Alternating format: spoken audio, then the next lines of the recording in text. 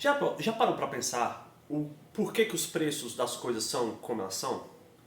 Por que que a luz custa? Por que que o nosso trabalho custa? Não? Vamos responder essas perguntas nos próximos vídeos, pois hoje inauguramos... Vem comigo. Imagine você caminhando na praia, deserta, sem ninguém à direita, sem ninguém à esquerda, um sol escaldante e aquele barulho do mar ao fundo. E do nada você começa a ter sede. Você procura por todos os lados, não há nada que simbolize água potável. Mas, de repente, no horizonte começa a aparecer uma pessoa. Aqueles vendedores de praia.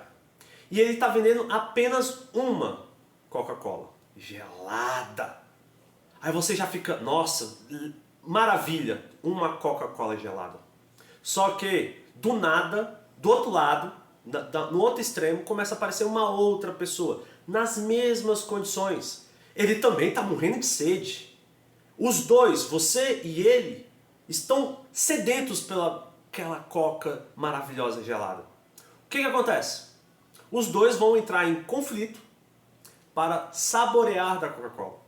Isso, essa oferta e essa demanda, essa troca de necessidade, alguém que quer vender, alguém que quer comprar, é o que caracteriza o estudo da economia. Uma ciência natural, tão forte quanto a gravidade, é o que rege nossas vontades. Aqueles que querem dar e aqueles que querem receber, oferta e demanda.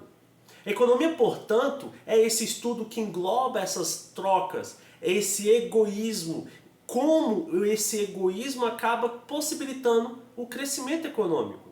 Gente, nosso planeta, nossa sociedade do século XXI tem defeitos. Isso é certeza absoluta. Há defeitos, mas compare com 1500, a fome em 1500. Compare com a produção de riqueza de 1600. Compare com a fome no Brasil em 1960. Compare com a fome no Brasil em 1970, que é quando o Brasil começa a se urbanizar, fica mais urbano do que rural. A economia, portanto, vai lidar com essa troca, mas temos um problema, o princípio da escassez.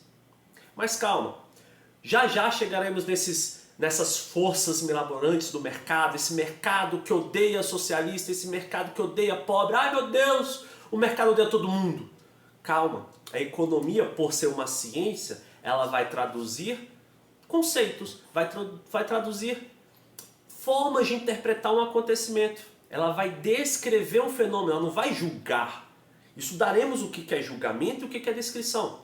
Mas, nessa economia de segunda, vamos começar do começo. Vamos começar dos princípios. Para fazer toda a análise do capitalismo, para fazer todas as análises a respeito da economia que faremos, precisamos iniciar do início. Toda grande jornada começa com um passo, um simples passo. Então vem comigo. Vou falar para vocês os 10 princípios da ciência econômica. A economia, então, galera, vai lidar com esse princípio de escassez e troca. Vai investigar como as pessoas tomam decisões, o comportamento das pessoas a respeito dessas decisões e as forças que regem essas decisões. Então percebam que a economia talvez seja uma ciência comportamental. Quem sabe? Não estou aqui para definir o que ela é. As pessoas enfrentam trade-offs. Imagina que você está numa balada, numa festa, aí aquela crush, de repente aparece. Você olha, te olha, vocês dois se analisam. E você para e pensa, eu posso chegar na pessoa, posso paquerar ela, vou ganhar, vou desfrutar do prazer de sua companhia. Mas, quando você desvia o olhar por um instante, você olha para o outro lado. Tem um crush B. E o crush B também está te dando mole. E você começa a ponderar entre uma coisa e a outra. Isso é o trade-off. O que eu perco ao escolher ela? A opção A ou a opção B? Perceba que você tem uma escolha escassa a fazer. Você não sabe se vai desfrutar de A ou desfrutar de B. Nessa troca, nessa decisão, teremos vários fatores. Isso, gente, gera uma consequência, um corolário. Gera um desdobramento desse princípio. O desdobramento é o seguinte: eficiência da alocação e igualdade. Porque veja, eu escolho a opção A ou a opção B a partir do meu egoísmo, do que eu acredito ser melhor para mim.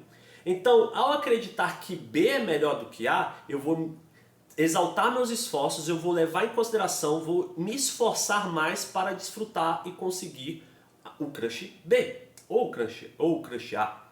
Mas essa eficiência tem uma dificuldade, porque se todos nós levarmos em consideração o princípio de igualdade, a gente acaba acreditando a mesma importância para os dois e acaba dividindo o bolo. Gente, não estou falando que a igualdade não tem que ser respeitada, que a distribuição de igualdade não tem que ser respeitada. E deve, porém, ao distribuir igualitariamente, gente, igualitariamente significa 1 é igual a 1, não é 1 igual a 0.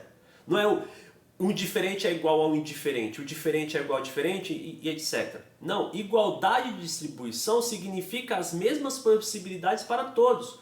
Porém, não é eficiente fazer isso uma vez que eu, por exemplo, sou terrível em humanos. Não, pera. Eu, por exemplo, sou terrível em exatas.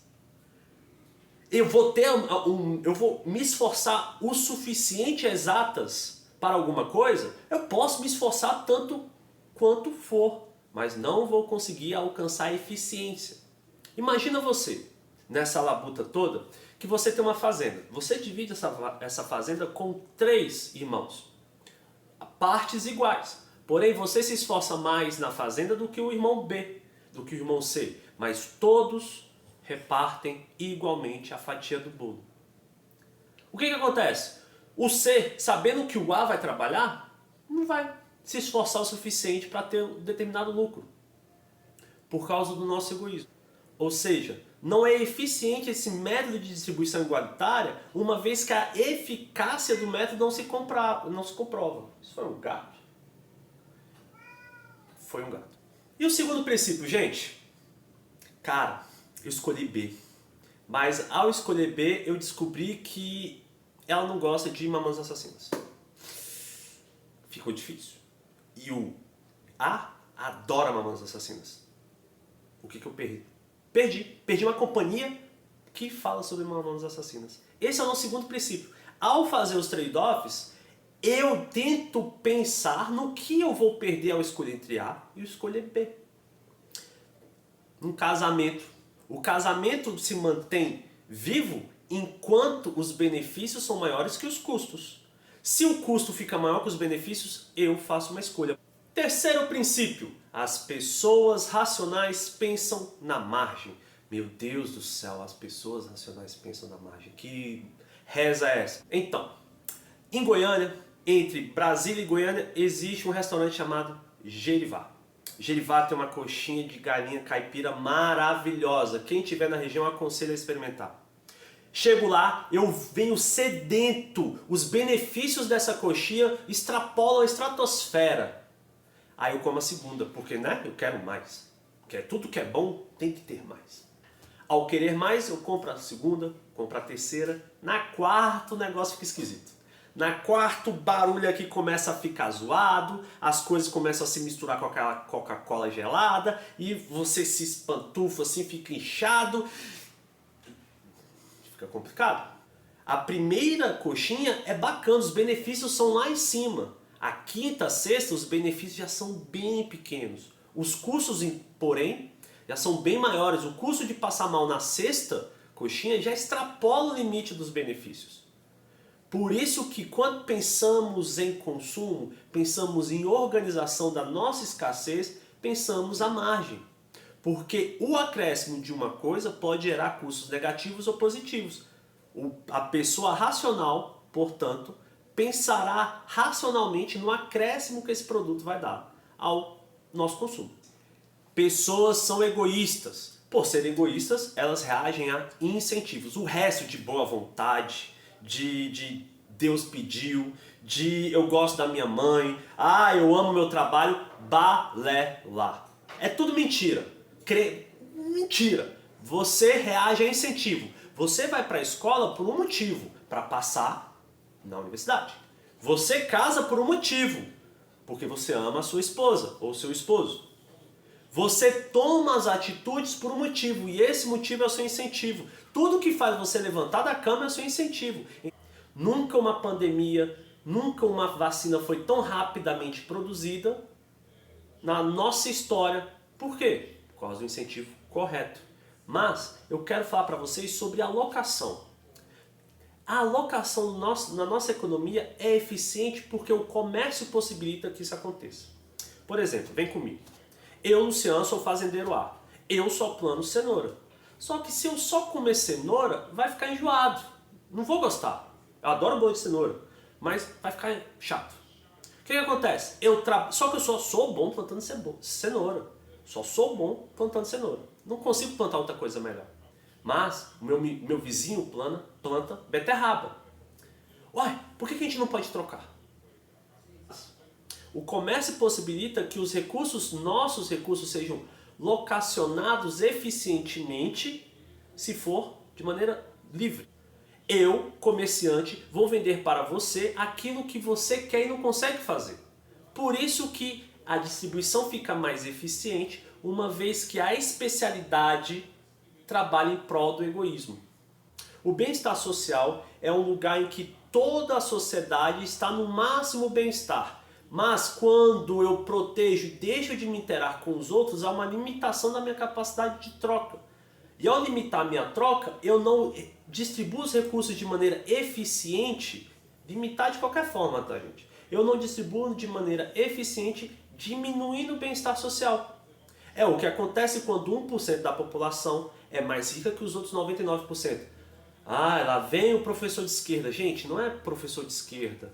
É fato, 1% das pessoas são mais ricas que as outras 99%, porque os recursos estão concentrados nas mãos delas.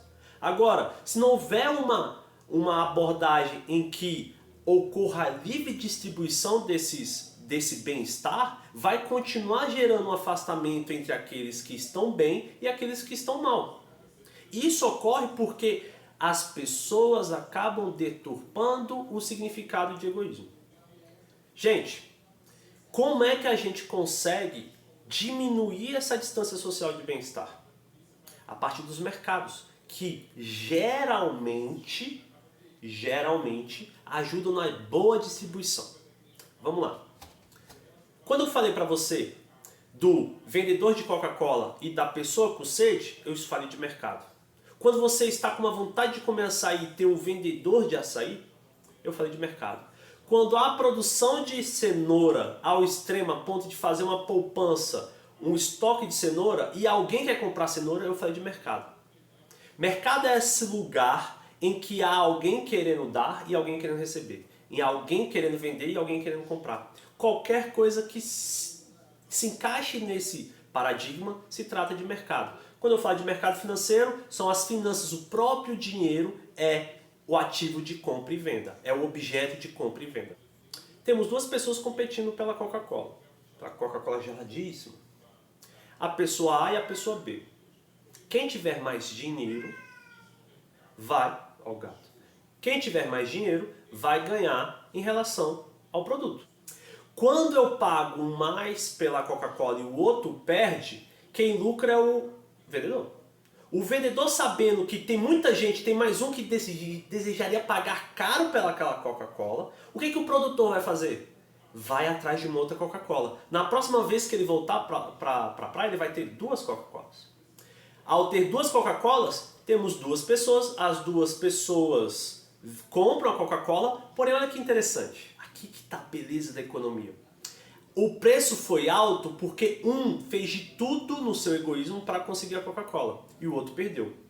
Quando o ofertante vê isso e a possibilidade de ganho, olha o egoísmo dele, ele vai atrás da segunda Coca-Cola. Quando ele volta no outro dia, nossa, que praia difícil, hein? Quando ele volta no outro dia e tem duas Coca-Cola, o preço já não vai estar alto, porque não há necessidade de conflito, uma vez que tem um produto para cada, o chamado equilíbrio de mercado. Então, o demandante, aquele que quer a Coca-Cola, paga mais caro no primeiro momento, o ofertante, o vendedor, vende caro, sabendo da possibilidade de lucro, ele pega o dois. Olha o pensamento à margem.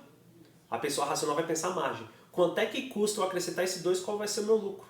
Ao acrescentar esse segundo, ele consegue dar para a segunda pessoa a Coca-Cola e os dois lados, tanto compradores quanto vendedores, saem satisfeitos uma vez que ocorreu o equilíbrio de mercado. Essa é a graça do raciocínio. Lembra que eu falei, geralmente?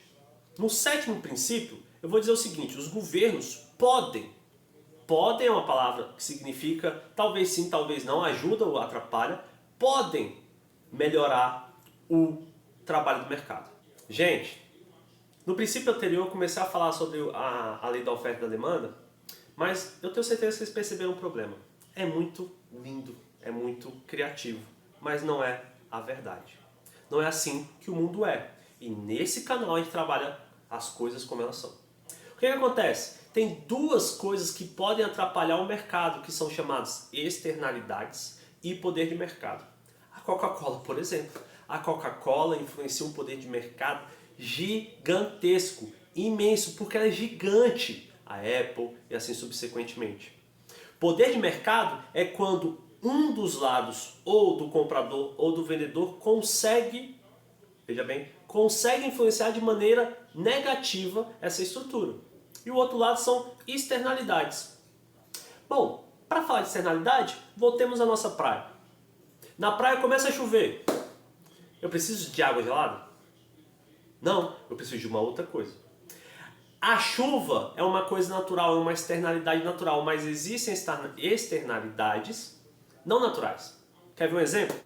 Como a pandemia criou muita vontade de comprar vacinas, quem tinha mais dinheiro compraria vacinas, mais do que os outros. Gente, pensa comigo. Se eu pago um plano de saúde muito caro, eu quero essa vacina. E tem pessoas que não tem como pagar a vacina. E aí o que acontece? O governo vem e equilibra isso para deixar o bem-estar nivelado. Mesma coisa com a água, mesma coisa com a luz, mesma coisa com o transporte público, mesma coisa com o mercado de educação, porque sim, a educação é um mercado.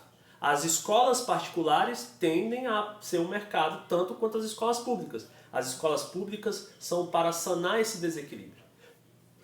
Gente, o nosso produtor da praia, o vendedor de refrigerantes, agora em vez da Coca-Cola, usou o dinheiro para comprar uma Coca-Cola e um Guaraná. Chegou lá, na mesma praia, tinha o cara A e a pessoa B. Os dois vão com a mesma sede consumir o refrigerante. Agora, com mais raiva, com mais vontade, uma vez que sabe que pode ficar sem. A escassez cria demanda, gente. A escassez cria vontade de compra. Aí ele fala, gente, olha só. Eu tenho uma Coca-Cola e eu tenho um Guaraná, porque abriu um outro refrigerante, uma outra fábrica de refrigerante ali. Não melhorou? A vida dos dois não ficou melhor? Então perceba que quando há concentração de um lado, um ficou sem. Mas quando houve o aumento da produtividade, a outra pessoa ganhou também. Portanto, o bem-estar de um lugar, o bem-estar de um país, o bem-estar de uma família, é a sua capacidade de produção. Se um país consegue produzir diversificadamente produtos de qualidade, ou consegue fornecer para os compradores diversos produtos, nossa vida fica mais satisfeita, o bem-estar aumenta. Quem é de Brasília sabe, a gente sofre com ônibus, a gente sofre com metrô, porque só tem 2 linhas. Então perceba que como é limitado, não há bem-estar, uma vez que é limitado a apenas 2 linhas, uma vez que é limitado a poucos ônibus. Mas, se aumenta a produtividade, se aumenta a oferta do mercado ônibus, metrô, refrigerante, há uma capacidade de alcance daqueles que querem comprar maior. Se há esse aumento de arranjo, esse crescimento de possibilidades, o bem-estar social também cresce. Então perceba que nesse conflito de egoísmo, o crescimento com a perspectiva de ganho gera bem-estar. Gente, não há comparação de que no século XVI, XVII, XVIII brasileiro era muito mais difícil do que hoje. Vai vir uns saudosistas que a Idade Média era melhor por causa dos direitos morais, blá blá blá. Tá, vai lá tomar um remédio, vai lá. Pegar uma bezetacil. Pegou uma febre, já era. Gente, nono princípio, e esse é importante para o brasileiro porque se trata de inflação. Quando há muita moeda corrente, há muita moeda na sociedade, há crescimento inflacionário. E o que é a inflação? A inflação é o crescimento dos preços dos produtos. Mas veja bem, por que ao emitir moeda ocorre a inflação? Simples. Estamos lá na praia. Se o A tem dinheiro e o B tem dinheiro, os dois começam a dar lances pela única Coca-Cola. Até o momento em que teremos duas Coca-Colas. Mas e se a produtividade não conseguir aumentar as Coca-Colas? Não conseguir aumentar a capacidade de produzir, a disponibilidade de produtos? Os dois têm que crescer dinheiro. Os dois, tem um cara lá que fica assim, toma dinheiro para B, toma dinheiro para A, quem quer dinheiro, e um vai emitir moeda. Toda vez que emite moeda, a capacidade de consumo dessas duas pessoas aumenta. E eles começam a degladiar pelo mesmo produto, fazendo com que aumente o preço. Quem quer abrir os lances? $4. $4? Eu ouvi 15. Dou $1.000. $1.000. Alguém quer aumentar o lance? Eu tenho 2.000 bem aqui. $3.000. $5.000. Quem disse isso? Epa! Tá legal. $5.000 para aquele tarado que tá ali atrás. Como eu sei que ninguém vai querer dar lance mais alto que esse, a gente já pode terminar. $10.000. $20.000? $20.000? Eu dou-lhe uma, dou-lhe duas. $50.000. À vista.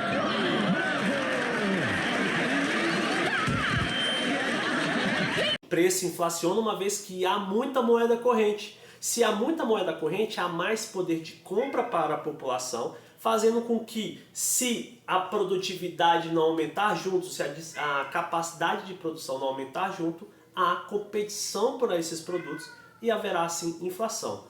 Ficou confuso? Acredito que tenha ficado confuso, mas lembrem-se, se eu tenho mais moeda, eu tenho mais poder de compra. Se eu tenho mais poder de compra, há inflação se a produtividade não acompanhar. Mas veja como é a vida. Gente, as coisas como elas são, lembre-se disso. Vamos lá, o governo vem e emite reais, que nem aconteceu na pandemia aí com auxílio durante a pandemia. Toma aí dinheiro para todo mundo. Quando ocorre esse aumento de poder de compra da população, a população passa a comprar mais produtos. Os produtos começam a cair nas prateleiras das lojas. Os vendedores ou os produtores desses produtos veem essa queda e falam, estão querendo mais produto. Ao querer mais produto, o que eles fazem? Eu vou aumentar minha produção, vou aumentar minha capacidade produtiva. Para aumentar minha capacidade produtiva, teremos algumas forças na produção, mas a principal ainda é trabalho. Então ela contrata mais pessoas. Ao contratar mais pessoas por um salário, essa pessoa ganha o seu salário e compra mais produto. Mas vejam como é que é o mundo. Vem comigo. O nosso colega vendedor de refrigerante vê lá e vê que a disputa pelo seu único refrigerante está aumentando. O que ele faz? Ele vai atrás de mais produto.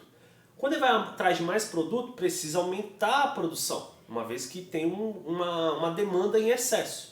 Aumentou a produção? Para isso acontecer, eu preciso contratar mão de obra. Ao contratar mão de obra, a mão de obra vem, pega seu salário e consome mais produto. Então veja que ao emitir um pouco de moeda, ao possibilitar um pouco de inflação, eu possibilito que a capacidade produtiva contrate mão de obra, diminuindo o desemprego.